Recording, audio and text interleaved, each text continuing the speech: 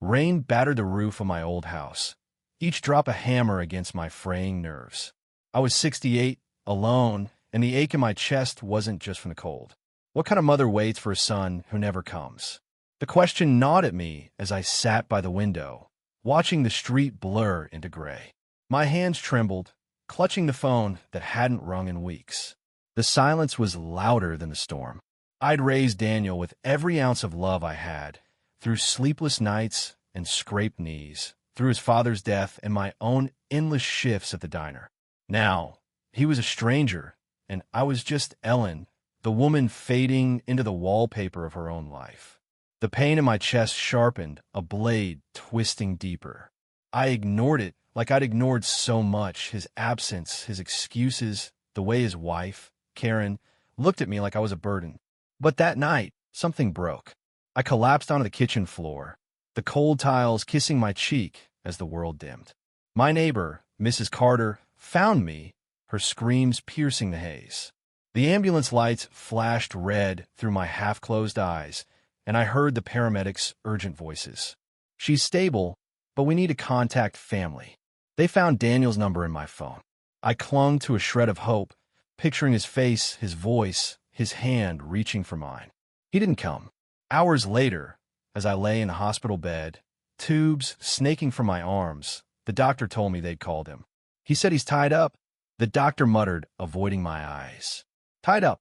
My heart, already bruised, cracked further. But then my phone buzzed. A notification. Karen had posted on her social media a photo of me, pale and crumpled on the stretcher, with a caption, "Prayers for Ellen, tough times." The comments flooded in, strangers' pity, her friends' emojis. My collapse was her content. My pain, her spotlight. I stared at the screen, the betrayal sharper than the needles in my veins. How had it come to this? The question wasn't just about that night. It was about years of choices, sacrifices, and a love I thought was unbreakable. I closed my eyes, letting the hospital's sterile hum drown out the world. This wasn't the end. It was the beginning of something I couldn't yet name. The story started decades ago, when Daniel was a boy with a toothy grin, running through the backyard, chasing fireflies. I've been a single mother since his father's car accident when he was 6. I worked double shifts, pouring coffee for truckers, smiling through exhaustion to keep us afloat. Daniel was my light, my reason. I'd sewn his Halloween costumes, cheered at his soccer games, and tucked him in with stories of heroes who always came home.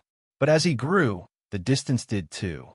He moved out at 18, chasing dreams in the city, and I let him go, believing love would keep us tethered. Then came Karen. She swept into his life like a summer storm. Beautiful, bold, and always in control. I welcomed her, baked her favorite lemon cake, ignored the way her smiles never reached her eyes. They married, and I thought I'd gain a daughter. Instead, I lost my son. Visits dwindled. Calls stopped. When I'd invite them over, Karen would text excuses, "Crazy busy," or "Daniel swamped." I told myself it was their new life, their youth. But deep down I knew Karen didn't want me close, and Daniel let her decide. The hospital room felt smaller now, the walls closing in. I thought of the last time I saw them, 6 months ago on my birthday. Karen had spent the evening scrolling her phone, posting selfies with Daniel, captioning them "family time," while barely speaking to me. Daniel had hugged me goodbye, his arms loose, his eyes already on the door. I'd ignored the sting then, but now it was all I could feel. The heart monitor beeped steadily, a reminder I was still here. But for what? To be a prop in Karen's online story? To wait for a son who couldn't be bothered? Anger flickered, a spark in the dark. I wasn't done yet. I'd survived worse grief, poverty, loneliness. This was just another fight. The nurse came in, checking my chart. "You need rest, Ellen," she said softly. Rest, as if I could sleep with this fire in my chest. I nodded, but my mind was racing. I'd spent years giving, forgiving, waiting. No more. I didn't know how, but I'd find a way to reclaim what was mine, my dignity, my voice, maybe even my son. The rain outside had slowed, but the storm inside me was just beginning. The hospital released me 2 days later, my heart patched up with pills and warnings. Take it easy, the doctor said, but my mind was a battlefield, replaying Karen's post, Daniel's absence, the pity in the nurse's eyes. I returned to my quiet house, the walls echoing with memories of a life that felt stolen. The first thing I did was open my laptop. I wasn't tech-savvy, but I knew enough to find Karen's page. There was her post about me, racking up likes. She'd added more. A video of herself at a cafe, smiling, with text overlay, grateful for family, even in tough times. The lie burned. I scrolled through her profile, a curated gallery of perfection, vacations, date nights, her and Daniel grinning like nothing was wrong. My name appeared only in that hospital post, a fleeting prop in her narrative. I slammed the laptop shut, my hands shaking. I wanted to call Daniel, to scream, to beg. But pride stopped me. Instead, I called Mrs. Carter, my neighbor, who'd been my rock since the ambulance. "Ellen, you're home." Her voice was warm, grounding. I told her everything. Daniel's silence, Karen's post, the ache I couldn't name. She listened, then said, "You need to talk to him, face to face. He's your son." Her words were a spark. She was right. I couldn't let this fester. I texted Daniel, "I'm home. We need to talk. Please come." No reply came that day, or the next. On the third day, my phone buzzed. A text from Karen, "Daniel's tied up, but I can stop by tomorrow." Not him. Her. My stomach twisted, but I typed back, "Fine." The next afternoon, Karen arrived, her heels clicking on my porch like a warning. She wore a bright smile, her phone in hand, as if ready to document the visit. "Ellen, you look so much better," she chirped, hugging me lightly. I didn't return it. We sat in my living room, the air thick with unspoken words. I wanted to ask about Daniel, but her presence felt like a wall. She talked about her job, her followers, how stressful it was to keep up her online brand. I nodded, waiting for an opening. Then I saw it, her phone screen, open to a draft post. A photo of my front door, captioned, "Checking on family, tough days." My blood boiled. "Karen," I said, my voice low, "why did you post about my collapse?" Her smile faltered, but only for a second. "Oh, Ellen, I was just sharing. People care, you know? It's how we connect." Connect. The word felt like a slap. "You didn't ask me. You used my pain for likes." Her eyes narrowed, but she laughed it off. "You're overthinking it. It's just social media." I stood, my voice steady despite the tremble in my hands. "It's not just social media. It's my life. Where was Daniel when I needed him?" She froze, her phone slipping to her lap. For the first time, she looked unsure. "He wanted to come, but work's been crazy." Lies. I stepped closer, my voice rising. "He's my son. I raised him. I deserve better than excuses." Karen stood, her charm replaced by a cold edge. "Ellen, don't make this dramatic. Daniel's busy. I'm here, aren't I?" The room felt smaller, the air electric. I wanted to scream, to tear down the facade she'd built. But then, a twist, a sound from the porch. Footsteps. The door creaked open, and there was Daniel, his face pale, eyes wide. "Mom," he said, his voice breaking. Karen spun, her composure cracking. "Daniel, what are you doing here?" He didn't look at her. His eyes were on me, filled with something I hadn't seen in years. Guilt, maybe love. "I got your text," he said. "I should have come sooner." The room held its breath. Karen's phone was still in her hand, but for once, she wasn't filming. I didn't know what to say, but the fire in me burned brighter.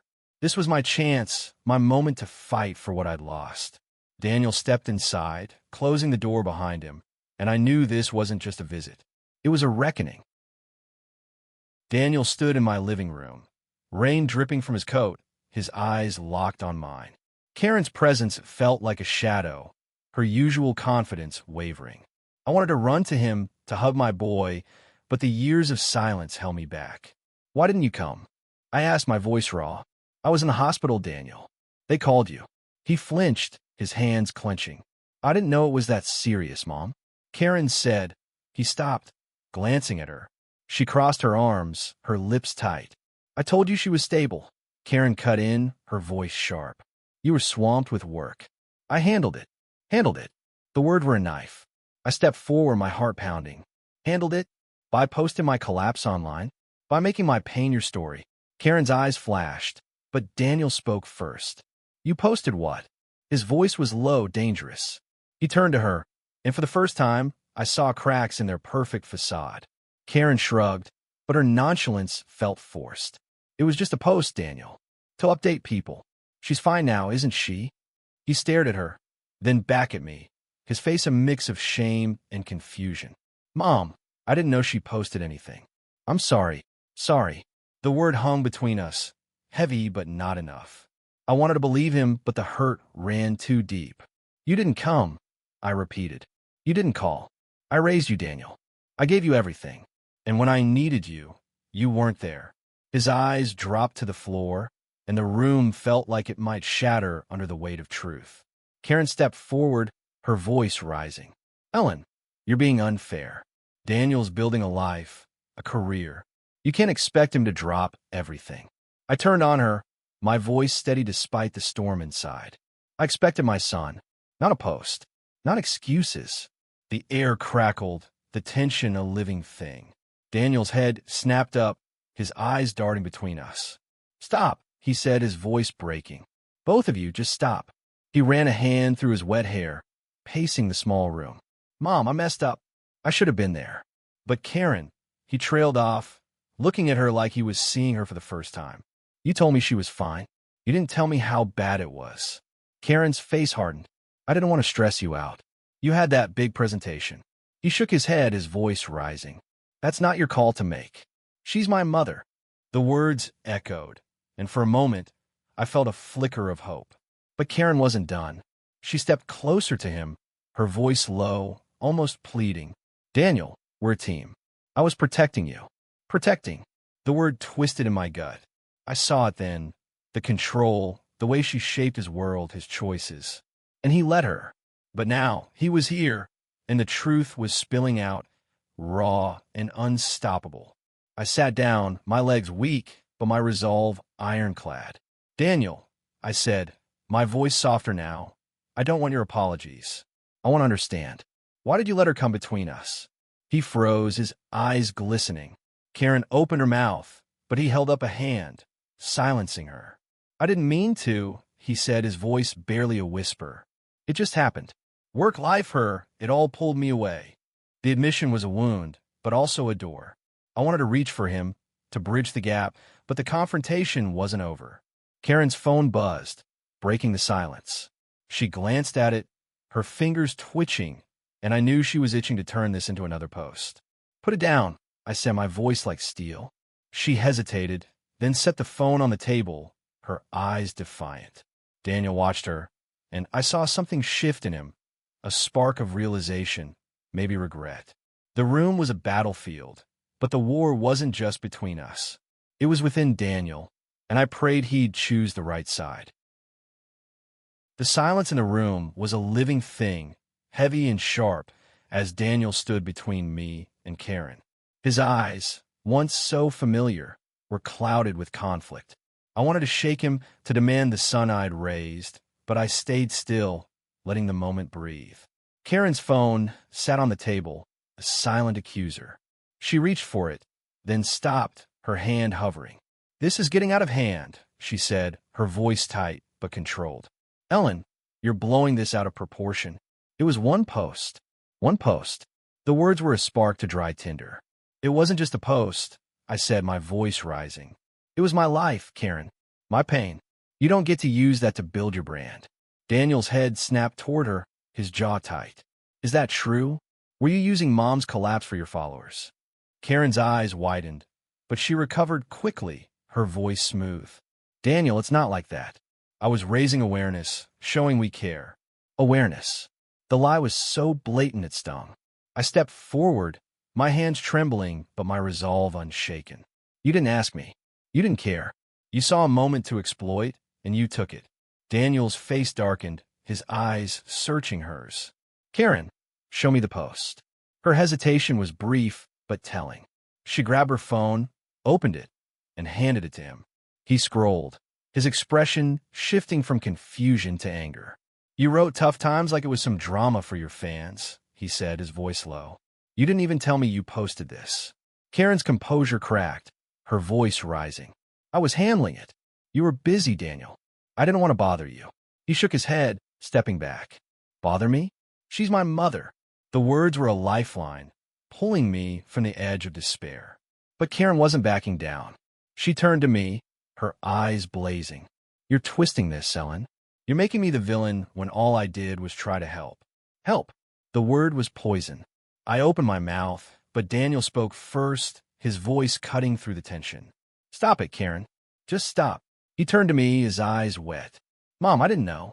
I swear, I didn't know how bad it was. The admission was a start, but it wasn't enough. I needed more than regret. I needed him to see. Daniel, I said, my voice steady. You let her decide what matters. You let her decide I didn't. He flinched, and for a moment I saw the boy he'd been, the one who'd clung to me after nightmares. But he wasn't that boy anymore. He was a man, caught between his mother and his wife, and the choice was tearing him apart. Karen stepped closer to him, her voice softening. Daniel, we're a team. You know I'd never hurt you or your mom. But her words felt hollow, and he didn't respond. The room pulsed with unspoken truths, and I knew this was the moment. Our breaking point or our salvation. I took a breath, my heart pounding. Daniel, I don't want to lose you, but I can't keep waiting for you to choose me.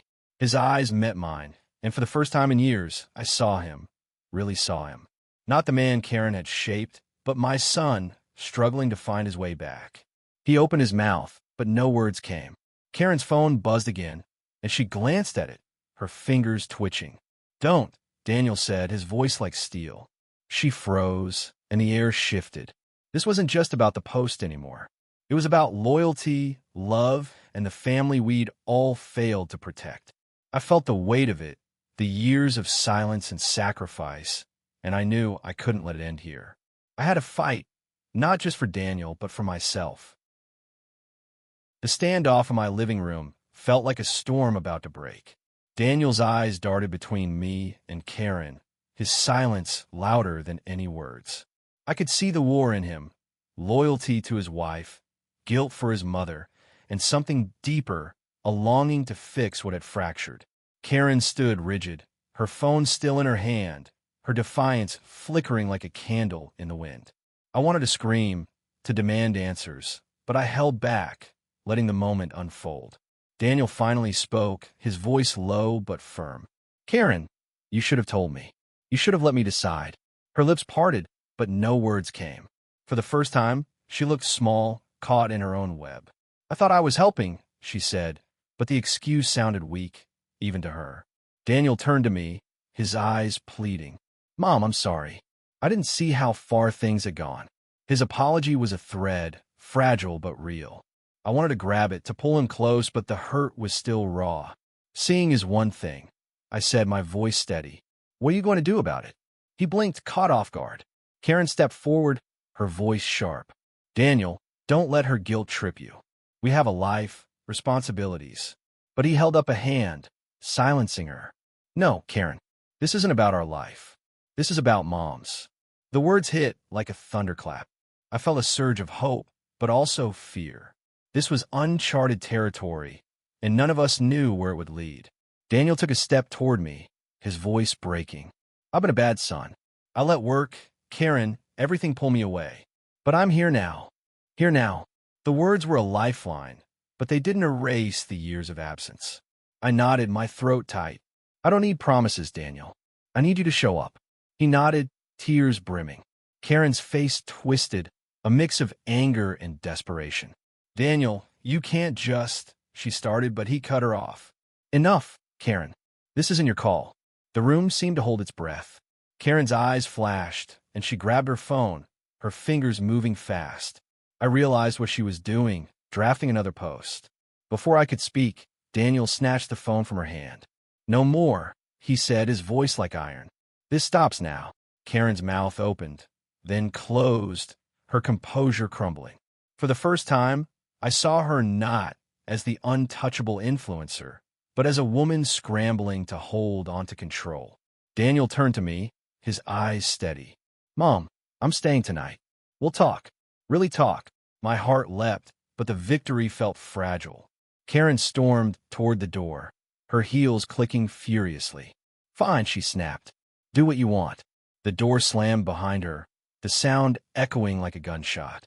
Daniel and I stood in the quiet, the weight of years between us. We sat, and he started talking about his job, his stress, how Karen's world had swallowed his own. I listened, not just to his words, but to the boy I'd raised, the man he was trying to be. It wasn't a fix, not yet, but it was a start. As the night deepened, I felt the first stirrings of hope, like a seed breaking through soil. But I knew Karen wouldn't let go so easily. Her world thrived on control, and I just challenged it.